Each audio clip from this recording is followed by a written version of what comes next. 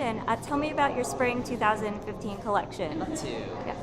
The idea sort of started with the idea of taking still artists like John and Van Doesburg and putting a twist on it, sort of in a cubist or a deconstructed way. So this is a good example. Instead of copying the distill principles of primary colors and grid, I start with that as the canvas in a cubist way without taking it too far away. And then I take the colors and I offset them a little bit so that it becomes a little bit more saturated, a little less saturated, and I introduce new pops of pink. It's just to elevate it a little bit, sort of in a cubist manner. And then when I shifted this way, I started reinterpreting that idea, the color blocking idea into pleats. And then I created a new fabric. This jacquard I did with a mill in London, where I worked with lots, to create this floral explosion sort of fabric. When you come up close, it's like a heavy piqué. It's like a very beautiful spring cotton sort of feel, And then, in this direction, I have more of the cubist feeling type things, just distress, just a simple satin gown. It's completely unfinished inside. I mean, completely well finished inside, but unfinished with the lining, so it's super, super, super light and easy. Swarovski sponsored the collection, so I have some elements of crystal here that are, again, very, very cubist. That's gorgeous. Then I take leather and I do a couture treatment on them where I strip them into tiny little pieces and I sew them back onto fabric.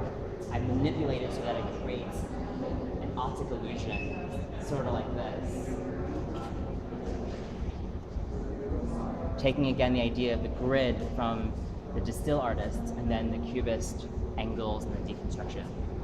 Great. And tell me about your fox pieces. Fox. The fox came from the idea of the exploding floral jacquard. I took that sort of motif and I reinterpreted it for the fox in different colors. So I have blacks, whites, and grays, and then a pop of the pink color. And it's all suspended on a tiny, tiny, super light piece of tulle. So it's literally weightless. This is sort of like a very romantic piece for the woman, sitting on her porch in the middle of a beautiful lake. Just lakefront house. She's sitting there. She's having maybe a cigarette in the morning with a glass of mimosa, probably mimosa, or an espresso, maybe if she's a little bit more sedate.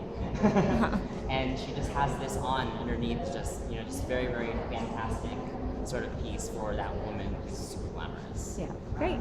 And what are your favorite pieces from the collection? Oh, it's so hard. I think this gown ended up being my very, very favorite just because of the way it's finished, its simplicity, and then the way it's cut.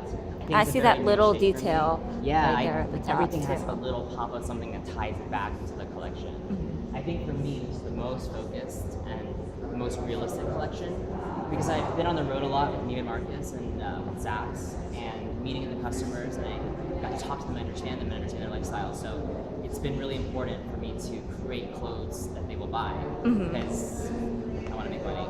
Right. Yeah. Great. Well, thank you. Thank you.